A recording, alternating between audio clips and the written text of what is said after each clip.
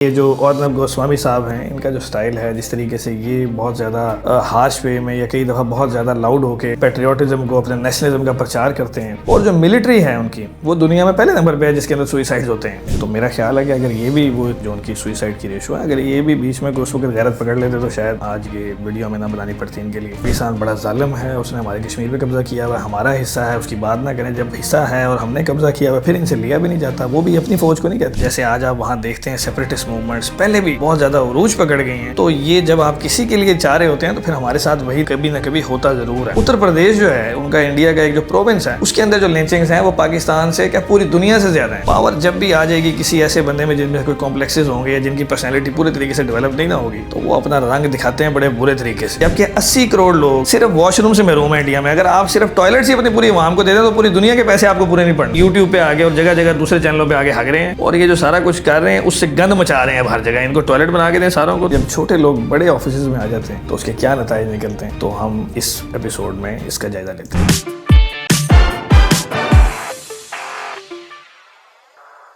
Welcome दोस्तों। जैसे हमारी बॉडी के इम्यून सिस्टम में वाइट ब्लड सेल्स हमें इन्फेक्शन से बचाते हैं और वो हमारा डिफेंस मैकेनिज्म हमारी बॉडी की प्रोटेक्शन के लिए बड़े अहम समझे जाते हैं, ऐसे ही हमारे यहाँ एक नेशन को, एक मुल्क को अगर हम एक बॉडी समझें तो यहाँ पर इसमें जो नेशनलिज्म होता है, जो एक हमारे ओवर पेट्रियोटिक लोग होते हैं, बज़ाहिर ऐसा समझा जाता है कि ये भी हमारे उसी तरह वाइट ब्लड सेल्स की तरह है और ये भी हमारी प्रोटेक्शन के लिए, हमारे इम्यून सिस्टम के लिए ज़रूरी है। तो हमने देखा है हिस्ट्री में बहुत मरतबा कि कई दफ़ा ये वाइट ब्लड सेल जब आउट ऑफ कंट्रोल हो जाते हैं, जिस तरह बॉडी में वो कैंसर की शक्ल इख्तियार कर लेते हैं और आहिस्ता आहिस्ता वही बॉडी की और लाइफ की डेथ है या एंड है उसका एक सबब बनते हैं। इसी तरीके से हमने देखा है कि वाइट ब्लड सेल्स की जगह अगर हम इन्हीं ओवर नेशनलिस्ट पेट्रियोटिक लोगों को देखें तो इनके भी जो मकासद होते हैं, वो जो इनके अल्टीरियर मोटिव्स होते हैं, वो भी किसी भी कौम के लिए, किसी भी मुल्क के लिए बहुत ज्यादा डेंजरस और लीथल साबित हो सकते। तो आज हम देखते हैं कि इंडिया के अंदर अमूमी तौर पे जो हीरो समझे जाने वाले पॉपुलर लोग हैं, असल में उन्होंने इंडिया को किस तरीके से अफेक्ट किया है और कैसे जब little people in big office, यानी जब छोटे लोग बड़े ऑफिस में आ जाते हैं तो उसके क्या नतीजे निकलते हैं, तो हम इस एपिसोड में इसका जायजा लेते हैं। तो दोस्तों, जैसा कि हम सब जानते हैं कि मीडिया जो है वो एक पिलर है आजकल की सोसाइटी में। समझा जाता है कि सोसाइटी के जो ब्रेन्स हैं, जो माइंड्स हैं, जो सोच है, जो डायरेक्शन है, उसका तयन करने के लिए हमें मीडिया से जो इन्फॉर्मेशन मिलती है उसका बड़ा कलीदी किरदार होता है। तो हम इंडियन मीडिया में अगर देखते हैं, जिसको आजकल बड़े वसूख के साथ लोग गोदी मीडिया भी बोलते हैं और इंडिया में बहुत ज्यादा ये बात मशहूर है, तो इसके हम ये जो अर्नब गोस्वामी साहब हैं, इनका जो स्टाइल है, जिस तरीके से ये बहुत ज्यादा हार्श वे में या कई दफा बहुत ज्यादा लाउड होके अपने नैरेटिव को, अपने पेट्रियोटिज्म को, अपने नेशनलिज्म का प्रचार करते हैं। सुनिए, मेरी बात सुनिए, बहुत हो गया। मैं अभी चैलेंज दे रहा हूँ। 1 मिनट। राकेश सिन्हा मेरे साथ डिबेट में है। अभी समय 9:45 9:45 PM। I am throwing a challenge. बहुत हो गया कॉन्स्टिट्यूशन की बातें, बहुत हो गई इधर उधर की बातें। मैं ओपन चैलेंज कर रहा हूं, अभी लाइव चैलेंज टेलीविजन पर चैलेंज कर रहा हूं। मैं लाइव टेलीविजन पर चैलेंज कर रहा हूं कि जो लोग संविधान की बात कर रहे हैं मेरे साथ डिबेट करें संविधान। तो उसका अगर हम साथ साथ देखते हैं कि किस तरीके से ये जो वहाँ की पॉलिटिकल गवर्नमेंट है उसको जिस तरह से बटरिंग करते हैं, तो ये वीडियो देख के आपको अंदाजा हो सकता है कि अगर ऐसा हमारा मीडिया हो जाए तो गवर्नमेंट से होती है, उनको अपने स्पोक्स पर्सन की जरूरत ही नहीं रहती।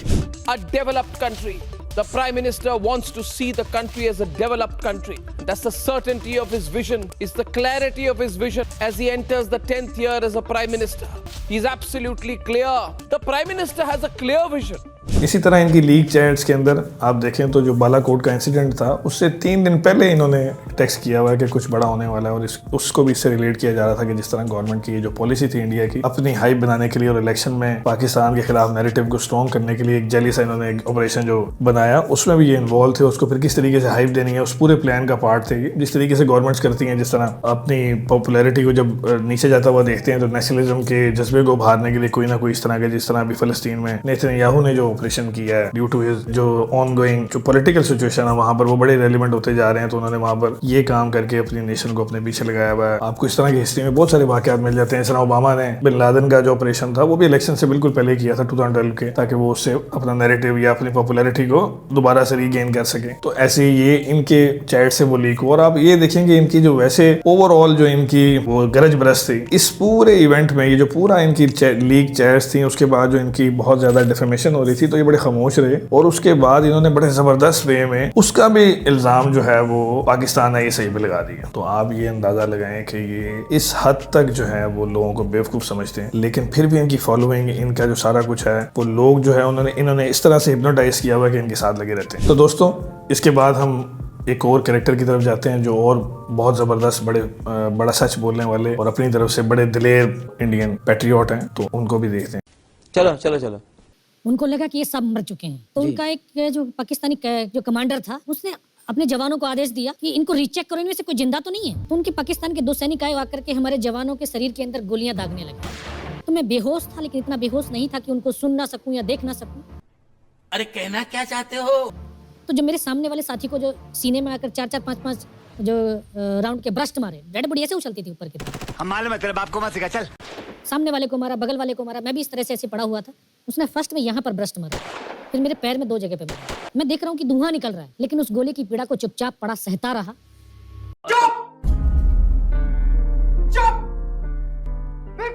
और उनको यकीन हो गया कि इनमें से कोई जिंदा नहीं। दोबारा से उसके साथी आए, पाकिस्तान के सैनिक आए और हमारे जवानों के शरीर के अंदर गोलियां दागने लगे। उसने आकर के दोबारा से गोली मारी, पर जब 1 कदम आगे गया तो उसने राइफल मेरी सीने की तरफ तानी। तब मुझे लगा यार अब नहीं बचूंगा। जब उसने गोली चलाई तो यहाँ पर पर्स में 5-5 रुपए के कुछ सिक्के भी थे।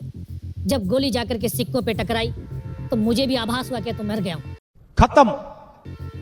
पाकिस्तान का दूसरा सैनिक आया, उसने आकर के मेरा AK-47 उठाया और वापस मुड़ा तो उसका पैर मेरे पैर से टकराया हो। तब मुझे लगा कि यार मैं तो जिंदा हूँ। चीटिंग करता है तू, चीटिंग करता है तू। तब मेरे पास एक हैंड ग्रेनेड था, मैंने उसको पिन निकाली और उसके ऊपर ऐसे फेंका। तो जब तक वो ग्रेनेड को निकाल पाता, ग्रेनेड फट गया। यहाँ से उसका पूरा सर उड़ा और वो हमारे ऊपर आकर के गिरा। तो दोस्तों अगर आपको लगता है ये जो आपने वीडियो देखी है इसमें जो एक सोल्जर नजर आ रहे हैं आपको, ये छोड़ रहे हैं और इस जो स्टोरी इन्होंने बताई है अभी एक्टिंग करके अमिताभ बच्चन साहब के सामने, और ये बड़ा जबरदस्त प्रदर्शन दे रहे हैं, तो आपको अगर लगता है कि ये दुनिया की सबसे जबरदस्त स्टोरी है छोड़ने की, तो आपने फिर अभी और ये मेजर गौरव आर्या साहब को नहीं सुना। अगर आप इनको सुन लें तो आपको ये स्टोरी भी सच्ची लेने लग जाएगी। जो इनकी कहानी है उससे कोई कहानी नहीं जीत सकती। तो दोस्तों पहले नंबर पे अगर आप ये देखेंगे, मेजर साहब को सैकड़ों बार ये फरमा चुके हैं अपने यूट्यूब चैनल पे, अपने तमाम मीडिया जहां जहां आते हैं कि पाकिस्तान इज इररिलेवेंट, हमने पाकिस्तान में कुछ नहीं करना, हमें पाकिस्तान से कोई मतलब नहीं है, जबकि इनका टोटल कंटेंट और इनका जरिए माश सिर्फ पाकिस्तान को गालियां देना है। यानी आप ये देखें कि अगर आपका जो फाइनेंसेस हैं या आपका जो रोजगार है या जिंदगी है, अगर वो किसी को गालियां देने पर, अब्यूज करने पर और हेट्रेड फैलाने पे, पॉइजन फैलाने पे मबनी हो, तो फिर आप कितने रहम के काबिल इंसान होते हैं। तो आप देखें ये वीडियोस में किस तरीके से प्रचार कर रहे हैं। पाकिस्तान के साथ हमारा कोई भी प्रकार का संबंध नहीं होना चाहिए। ना बॉलीवुड में आए, ना ट्रेड करें, ना कुछ करें, ना क्रिकेट खेलें। अच्छा, ये पूरे देश की लड़ाई है। ऐसा नहीं हो सकता है कि बॉलीवुड वाला बोले कि मुझे फिल्में बनानी है पाकिस्तान के साथ, क्रिकेट वाला क्या है मुझे क्रिकेट खेलनी है पाकिस्तान के साथ। तो दोस्तों इन्होंने अभी रिसेंटली पाकिस्तान के इकोनॉमिक हालात पे अपनी तशवीश का इजहार करते हुए बहुत ज़्यादा फिक्रमंद थे। ये फरमाया कि पाकिस्तानी जो हैं वो बेसिकली बहुत ज़्यादा सुइसाइड कर रहे हैं डेली 10-12 लोग, और बड़े इन्होंने उसको कॉन्फिडेंस से बोला, जबकि सुइसाइड में दुनिया की ओवरऑल रैंकिंग में इन नंबर ऑफ सुइसाइड इंडिया पहले नंबर पे है, रेशो वाइज भी पाकिस्तान से ऊपर है, टॉप 10 में फॉल करता है, और जो मिलिट्री है उनकी वो दुनिया में पहले नंबर पे है जिसके अंदर सुइसाइड होते हैं सोल्जर्स में, और ये भी मिलिट्री से बिलोंग करते थे। तो मेरा ख्याल है कि अगर ये भी वो जो नंबर्स होते हैं रैंकिंग में, जो उनकी सुइसाइड की रेशो है, अगर ये भी बीच में उस वक्त गैरत पकड़ लेते तो शायद आज ये वीडियो में ना बनानी पड़ती इनके लिए, इंडिया और पाकिस्तान दोनों का भला हो जाता है। इसके अलावा दोस्तों मुतअद्दिद इनका इस तरह का कंटेंट मौजूद है जिसमें ये कभी कहते हैं कि पाकिस्तान पर घुस के हमला करना पड़ेगा, पाकिस्तान जो है उसको अब सबक सिखाना पड़ेगा। इसके अलावा बहुत ज़्यादा ये आप कभी इनकी देखेंगे जिस तरीके से शायद पूरी दुनिया उन्होंने फतह कर लिया, जबकि इस वक्त मौजूदा दौर में चाइनीज़ फोर्सेज जो हैं वो इंडिया में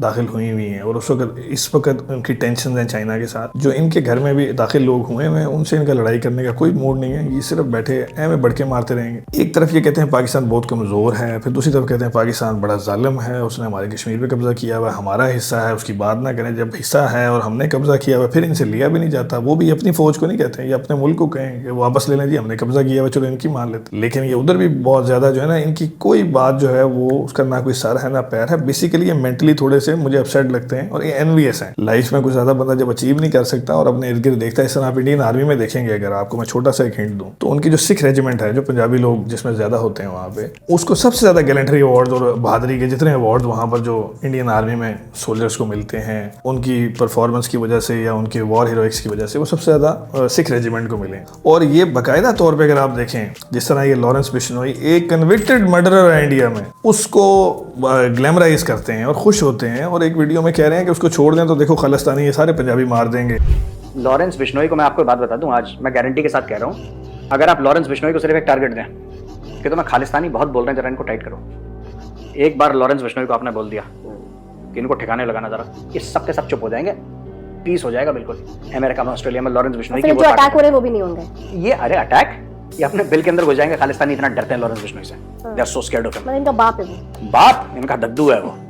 लॉरेंस बिश्नोई तो बहुत खतरनाक आदमी है। फिर ये उसके बाद आप वीडियो देखें जिसमें इमरान खान साहब को कह रहे हैं कि खान साहब आप पंजाबी जो हैं उनके अलावा किसी के साथ भी मिल जाइएगा, ये किसी भरोसे के लायक नहीं है। साहब, अगर कभी भी आपको दोबारा पीटीआई खड़ी करनी पड़ी और आपको आंखों में आंखें डाल के अगर आपको जीएचक्यू रावलपिंडी से बात करनी पड़ी, तो अपनी पार्टी का ना एथनिक कॉम्पोजिशन देख लेना। अपनी पार्टी में पश्तून भरो, अपनी पार्टी में महाजर भरो, अपनी पार्टी में सिंधी भरो, अपनी पार्टी में बलूच भरो।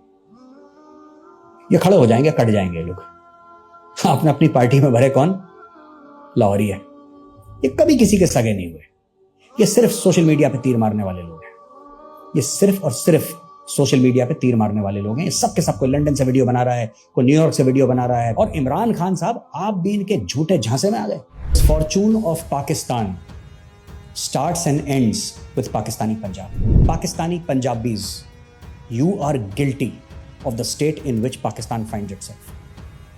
आप लोगों ने बर्बाद करा है मुल्क को। आपने पहले तेल डाला, फिर आपने माचिस जलाई और आपने दिल्ली फेंक दी। तो इनका ये जो एंटी पंजाब सेंटिमेंट है, एक तो ये पाकिस्तान में भी एक डिज़ाइन के तहत एक डिफरेंस पैदा करने की बड़ी नाकाम सी साजिश है। इनकी घर में कोई नहीं सुनता, यहाँ किसने मान लेनी है। लेकिन दूसरे नंबर पे अगर आप देखें तो ये उनकी जो कॉम्प्लेक्स है और जो जेलसी है लाइफ में कुछ ना बन सकने की, उसको भी ये बड़े ज़बरदस्त तरीके से रिफ्लेक्ट करता है। इसलिए जब छोटे लोग बड़े ऑफिस में आ जाते हैं, या बड़े ऑफिस में ना आए, उनको कोई प्लेटफॉर्म मिल जाता है जहाँ लोग उनकी सुन रहे हो, तो वो अपने अंदर का जो छोटापन होता है उसे बड़ा निकालते हैं। तो दोस्तों, ये तो बज़ाहिर ही आपको पता लग जाता है इनके तरीक़ेकार से, इनके बोलने के स्टाइल से, और इसके अलावा ये किस तरीके से रेटिंग्स के लिए और अपने रोज़गार के लिए नफरत जो है, पॉइजन जो है, वो स्प्रेड करते हैं, और ये अपने पहचाने जाते हैं। इस तरह के लोग पाकिस्तान में भी यकीनन हैं। हमने पिछला जो एक अपना सियासी हमारा दौर गुजरा है, उसमें बहुत सारे लोग देखे हैं जो सिर्फ गालियाँ दे के अपनी जो है ना वो पॉपुलैरिटी बढ़ाते थे, लेकिन इंटरनली यहाँ पर ये बाकायदा तौर के ऊपर नेशंस के अंदर हेटेड पैदा करते हैं, और ये चेहरे से पहचाने जाते हैं। चलो, ये थोड़े से बदतमीज टाइप जाहिल जो है ना मासेज, उनको भी अट्रैक्ट करते हैं, लेकिन इसमें बड़े तरीके से बड़े अब जबरदस्त, बड़े समझदार नजर आने वाले लोग भी किसी ना किसी वे में प्ले कर रहे होते हैं, और इस तरह के सेंटिमेंट्स बड़े झूठे तरीके से फैला रहे होते हैं। अभी आप जिस तरह ये देखें,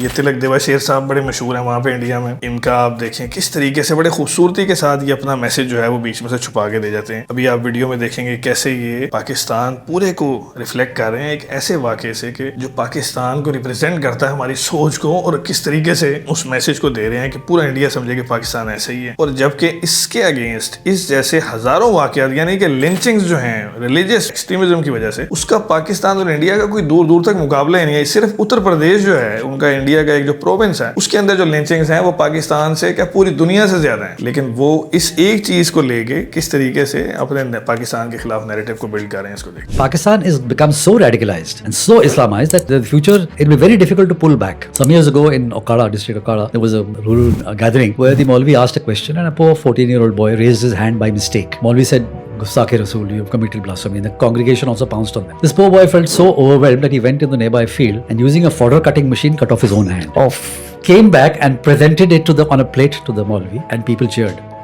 It was such a gruesome act that the Nation, which is the major daily, wrote that if a person is willing to hurt himself in the name of religion, can you imagine what he would do to others? This is the kind of radicalization and Islamization that has gone on. This kind of sectarianism, this kind of hatred is being created even among the Muslim sects. So you can imagine what's going to happen to the others. इसी तरीके से आप देखेंगे कि यही जनाब जो हैं, ये बड़े राइटर भी मशहूर हैं, बड़े मोजेस वहाँ पर एक ये जिस तरह हमारे यहाँ होते एनालिस्ट, बड़े ज़बरदस्त जो है ना वो हिस्टोरियन, बड़े आपको चेहरे से और स्टाइल से भी लग रहे होंगे, बड़े मोजेस आदमी हैं। लेकिन आप देखें कि किस किस तरीके से ये दोबारा से जुल्फिकार अली भुट्टो साहब की जो इंडिया के अगेंस्ट सेंटिमेंट्स थे, जो कि बिल्कुल एक रियलिटी और फैक्ट्स पे मबनी थे, जो हमारा 71 वॉर था, वो जितना भी जो उसमें सही गलत हो, एक फॉरेन पावर का, हमसाये मुल्क का आपके इंटरनल मामलात में दाखिल होना किसी भी लिहाज से ना तो मॉरल है, ना ही उसका कोई इंटरनेशनल लॉ, ना कोई भी उसकी इजाजत देता। लेकिन आपने जब गुंडागर्दी करके इस तरह काम कर दिया तो भुट्टो साहब की जो एनिमोसिटी थी या उसके आपके अगेंस्ट एक इंडिया के अगेंस्ट एक हॉस्टाइल किस्म का उनका जो नजरिया था वो समझा जा सकता है। लेकिन आप इनको देखें कि वो सिर्फ ये कह रहे हैं कि वो हिंदुओं के खिलाफ इसलिए थे कि उनकी वालदा जो थी उनके कोई रिश्तेदार हिंदू थे और उनको फैमिली से रिलेट करके फिर उसको हिंदू मुसलमान का रंग दे रहे हैं। यानी अपनी छोटी से जो सोच और ये इस तरह के जज्बात जो सोसाइटी के अंदर फिर नफरत उभारते हैं उसको उजागर कर रहे हैं। ये देखें।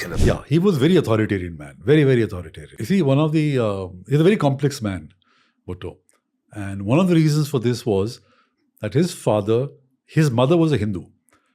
You know, Shahnawaz, his father, had married a Hindu dancing girl from Rajasthan, Lakhi Bhai. And later on she converted to Islam, became Khurshid. But Bhutto always carried this complex. And therefore he had to be much more aggressive. And his mother was not treated well by Shahnawaz. Shahnawaz was an aristocrat, he was a huge landlord. His family did not treat Lakhi Bhai well, and Bhutto saw this. And then he too did not treat his mother well.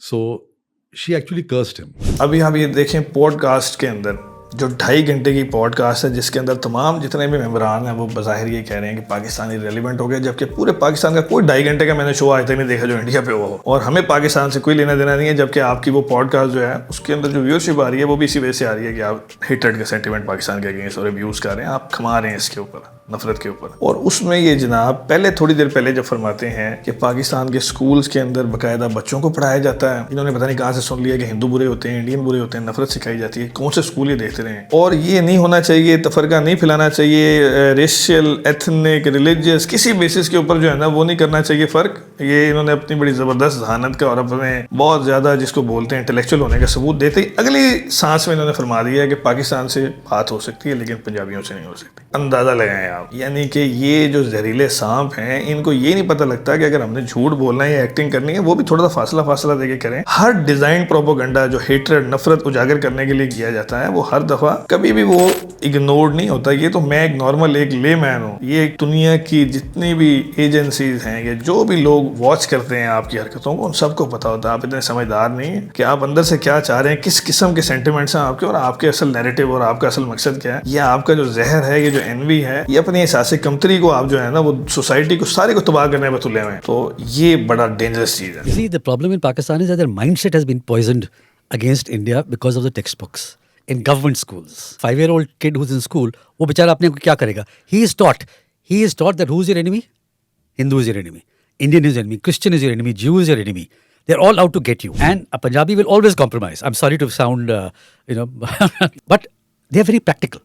1 minute. When you say Punjabi will only compromise, what you're saying is that the conversation happens only among the Punjabis. The others don't matter in Pakistan, right? इसी तरीके से दोस्तों आप देखें ये बड़े ज़बरदस्त, बड़े मॉड्स कोड नज़र आने वाले, बड़े मॉडर्न, बड़े पीसफुल नज़र आने वाले लोगों के भी अंदर से किस तरीके से ख्वाहिशात जो हैं ये कैसे दिखा रहे हैं भाई, कि कैसे वो चाहते हैं, वो अपना एक जो अंदर का एक ख्वाहिश है उसका इजहार कर रहे हैं। बार बार पूछ रहे हैं इंडिया के एक गवर्नमेंट के नुमाइंदे से, खातून से, कि पाकिस्तान कब तक टूट जाएगा। अब टूट रहा है ना, आप उनके अंदर तजस्सुस देखें और आगे से उनका जवाब भी देखें और ये शो करता है कि हम अंदर से बेसिकली ये एक फैक्ट है कि दुनिया में जब हम अंज मांगते हैं या हम तबाही मांगते हैं या हम अलहदगी मांगते हैं तो वो हमारे ऊपर ही आ जाती है। जिस तरह हम आम ज़बान में एक मुहावरा कहा करते थे कि जो किसी के लिए गड़ा खोता है वो उसमें खुद गिर जाता है। तो इंडिया ने अपने आप को इस तरह का सेंटिमेंट फैला के, नैरेटिव फैला के बहुत वल्नरेबल कर दिया कि किसी भी टाइम, जैसे आज आप वहाँ देखते हैं सेपरेटिस्ट मूवमेंट्स पहले भी बहुत ज़्यादा उरूज पकड़ गई हैं, तो ये जब आप किसी के लिए चाह रहे होते हैं तो फिर हमारे साथ वही ना कभी होता ज़रूर है। And it did not happen from a country that was bordering them. But I think policymakers are always looking at managing problems and not solving them. You're basically saying it's been a volatile country ever since its inception, and therefore going forward, as is the case with volatility, it's unpredictable what will happen, but it's likely that it will be a volatile situation. It may break up, for all we know. The country may break up. There's just too much tension, and the fault lines are really beginning to show. Do you have a prediction for roughly when? No. Okay. I'm not into predictions. You do believe that borders constantly change, as is the case with history, right? Like borders constantly change. इसी तरीके से दोस्तों India में बड़े बड़े ज़हीन लोग ऐसे भी पैदा हो गए हैं जो हिस्ट्री को रीराइट करे जा रहे हैं। और वो तो मैं कहता हूँ पुराने दौर में लोग कहते थे कि मैं ये बहुत बड़ा वॉरियर है, ये बहुत बड़ा लीडर है, बहुत बड़ा साइंसदान है, ये हिस्ट्री बना देगा। इसका मतलब ये समझा जाता था कि ये ऐसा काम कर देंगे कि हिस्ट्री में इनका नाम आ जाएगा। लेकिन अभी तक अब जिस तरह के अभिजीत साहब हैं, इनकी अगर आप देखें कोई क्लिप्स या इनकी वीडियोस देखें, ये तो पूरी हिस्ट्री को रीराइट कर रहे हैं। ये ऐसे ही है जिस तरीके से आप देख रहे हैं कभी वो और ये बाबरी मस्जिद से काम शुरू हुआ है और उसके बाद अभी कभी वो कहते हैं ये जो ताजमहल भी कोई मंदिर था जनाब साहब, ये भी यूं था जी, गांधी साहब भी कोई एजेंट थे। वो गांधी साहब के इतने एंटी हो गए हैं कि मुझे ऐसे लगता है कि थोड़े अरसे बाद गांधी साहब जो है वो डिक्लेयर्ड ISI के एजेंट बना देंगे लोग और वो साबित करेंगे, उसको किताबों में लिखेंगे। इनका जो दिल कर रहा है ना, जो इनसे नहीं हो सका, ये ईस्ट इंडिया कंपनी भी थोड़े अरसे बाद होएगा। इन्होंने बुलाई हुई थी अपने काम शाम के लिए, मुगल इनके एम्प्लॉई थे। मतलब है कि जब हम अपनी शिकस्त को या अपनी गुलामी को, जिस तरह हमने पहले एक वीडियो में बताया कि हम लोग इवन पाकिस्तानी भी जो है और इंडियंस और ये जो हमारा सब कॉन्टिनेंट में ये जो बांग्लादेश, ये थर्ड वर्ल्ड जो हमारी नेशन है, हमारा सबसे बड़ा फॉल्ट ये है कि हम लोग अपनी कमजोरियों को और अपनी नाकामियों को मानने को तैयार नहीं है, हम उनको रीराइट करने लगे हैं वो लोग। तो ये बड़ी एनवियस सोच है और बड़ा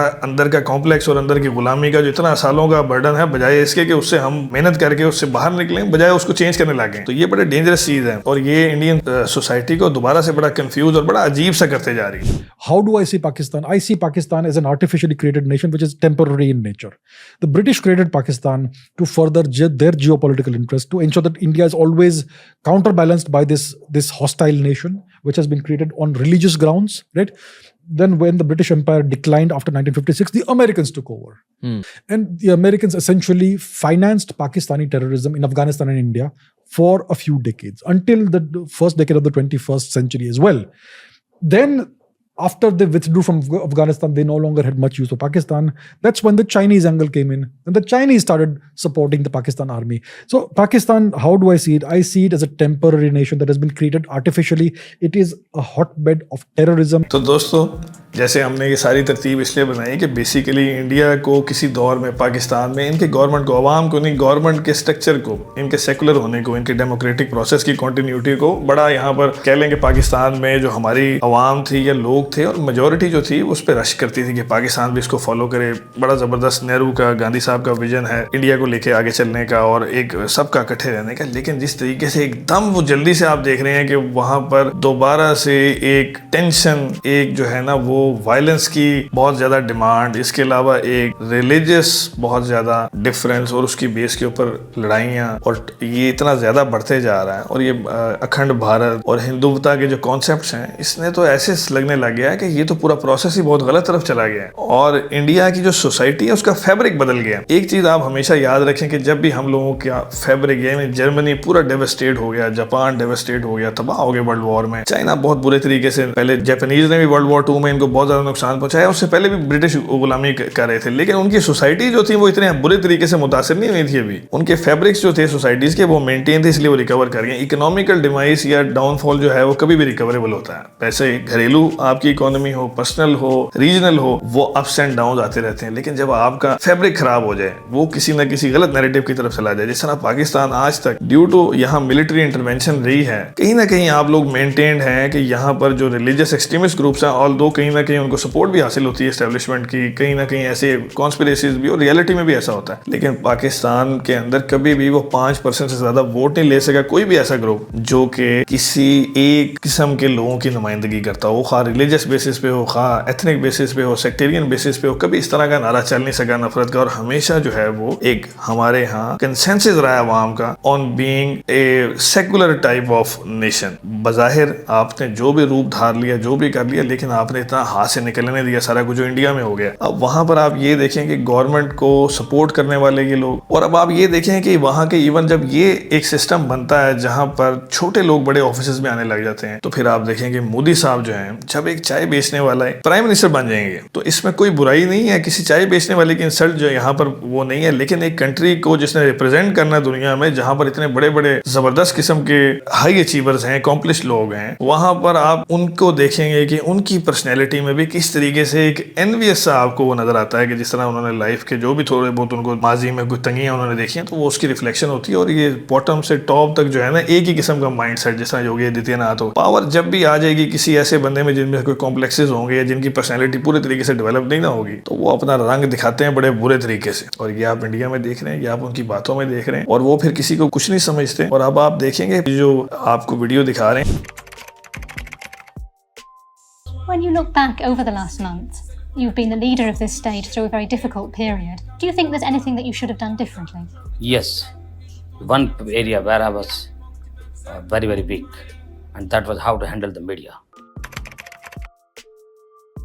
इसमें आप उनका सिर्फ एंगर देखें जो उनके अंदर है, और भरा हुआ जो गुस्सा है कि वो मीडिया को कंट्रोल नहीं कर सके थे गुजरात राइट्स के बाद, और अब अगर वो पावर में है तो वो कैसे करते हैं, यानी अब वो कैसे करेंगे। तो आप ये देखें, इससे जाहिर होता है कि उनकी, अगर आप पूरी बॉडी लैंग्वेज देखेंगे तो आपको अंदाजा होगा कि ये बड़ा डेंजरस होता है कि आप इस तरह से एक सिस्टम बना दें कि इस तरह के लोग ऊपर आ जाएं, फिर वो आपको स्पेस नहीं देंगे और वो बहुत वायलेंट हो जाएंगे। यही आपने लेनिन के बाद देखा, सोवियत यूनियन में, यही आपने जर्मनी में देखा, हिटलर के दौर में पॉपुलिस्ट, यही आपने मुसोलिनी को देखा। तो जब भी कोई पॉपुलिस्ट वानाबीज गवर्नमेंट्स में आ जाएंगे, जो नारे लगाएंगे, बड़े बड़े ऐसे बंदे जेली किस्म की हिस्ट्री क्रिएट करेंगे उनके साथ, जो उनके, जिस तरह हसन निसार साहब कहते हैं, छपड़ गिनाती होंगे, उसके साथ जनाब साहब ये जो आपकी ये जो जेली फौजी और इस तरह के बंदे ऊंची ऊंची आवाज में झूठ बोलेंगे, यानी बिला वजह ये साबित करने की कोशिश करेंगे कि वी आर वेरी अकॉम्प्लिश। और आप टेलीविजन पे बैठ के वीडियोज में, मूवीज में ये देंगे कि राइजिंग इंडिया और जनाब साहब पाकिस्तान तबाह हो गया और हम ये बन गए, वो बन गए, जबकि 80 करोड़ लोग सिर्फ वॉशरूम से महरूम है इंडिया में। अगर आप सिर्फ टॉयलेट से अपनी पूरी अवाम को दे दें तो पूरी दुनिया के पैसे आपको पूरे पड़ने। जितनी रेप की रेशो इंडिया में पहले नंबर पे है, इंडिया आईटी में बूम कर रहा है, बिल्कुल ठीक है, लेकिन इंडिया आईटी फ्रॉड में पहले नंबर पे है। बिलियंस ऑफ डॉलर्स की इंडस्ट्री है सिर्फ स्कैम्स की इंडिया की, जहां पर ये लोगों को लूट रहे हैं बैठ के, और इसमें इनका बड़ा नाम है। पाकिस्तान को ये कहते हैं ये दहशतगर्द है, जबकि दुनिया की सबसे बड़ी दहशतगर्द ऑर्गेनाइजेशन जो है डिक्लेयर्ड वो इंडिया में है, छत्तीसगढ़ में, जो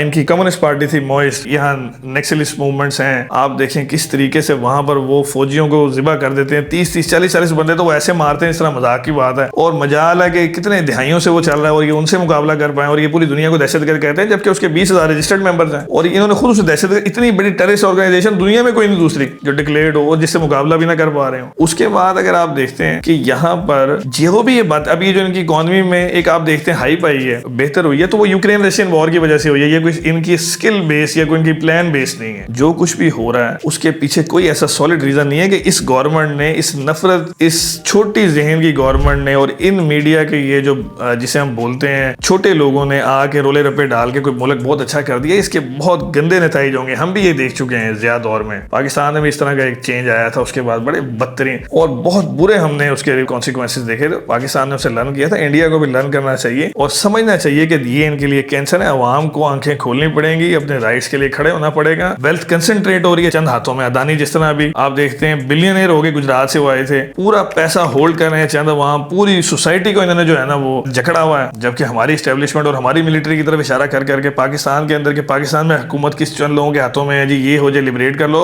इनकी हुकूमत तो हमसे भी बहुत बुरे हालात में है। वहां पर कोई बंदा गवर्नमेंट के खिलाफ, अपोजिशन लीडर ही बात कर ले उसको उठा लेते हैं। तो वहां के जो हालात वाकयात हैं ये बहुत तेजी से बहुत बुराई की तरफ जा रहे हैं। जैसे अभी आप मणिपुर में देख लें, प्रोटेस्ट राइट्स जा रहे हैं, जिस तरीके से खालिस्तान को खत्म करने की बातें ये कर रहे हैं, ये आपके मेजर साहब जो बड़े हिट हो गए हैं, गौरव साहब, और इससे और नफरत पैदा होगी। कभी भी अनरेस्ट को जो सोसाइटी के अंदर कोई भी ग्रुप या कोई भी जिस तरह घर में नाराज होता है तो उसको बड़े प्यार से मनाना पड़ता है। ये सारे तजर्बे दुनिया कर चुकी है। ये बदमाशी वाली जो अप्रोच है, इतनी गुर्बत और इतने अफलास के साथ, यानी इतने ज्यादा इंडिया में स्लम्स हैं कि जितने हमारे यहाँ पे घर ही नहीं है पाकिस्तान में, इतने लोग ही कोई नहीं। और आप इसी प्रोपेगेंडे को समझते हैं, अगर इसका कोई असर नहीं होता तो ये जवेद अख्तर साहब की वीडियो देखें। वहाँ कुछ मुझे ऐसा लगता है कि एक सर्टेन रिस्ट्रिक्शंस हैं, दैट इतनी पार्टी है वो तो हमें मालूम है, लेकिन वो दिखाई नहीं दे रही हमें। तो या तो वो कहीं बैक ऑफ द बियॉन्ड में रखी जाती है, जहाँ से सिर्फ जो ज़रूरत के लोग आते हैं उनको सिटी में आने की इजाज़त हो, I don't know. But you don't see on the street, कहीं आपको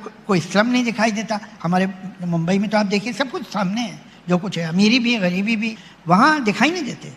मैं 2 बार गया हूँ, 3 बार गया हूँ लाहौर। एक मरतबा तो अटल जी की बस में गया था, एक बार फिर इससे पहले इसी फेस्टिवल में गया था, एक अब गया, तो कभी नहीं दिखता। And it is a bit surprising how they have managed it, that in cities you don't see, कोई गरीबों के घर नहीं दिखाई दे रहा है, कोई सड़क पे ऐसा बैठा हुआ आदमी नहीं दिखता। आप कितनी सड़क से ले जाइए मुंबई में अपने गेस्ट को, कहीं ना कहीं तो दिख जाएगा, दिल्ली में दिख जाएगा। हमारे यहाँ वो जो भी है सामने है, अच्छा भी सामने है, बुरा भी सामने है।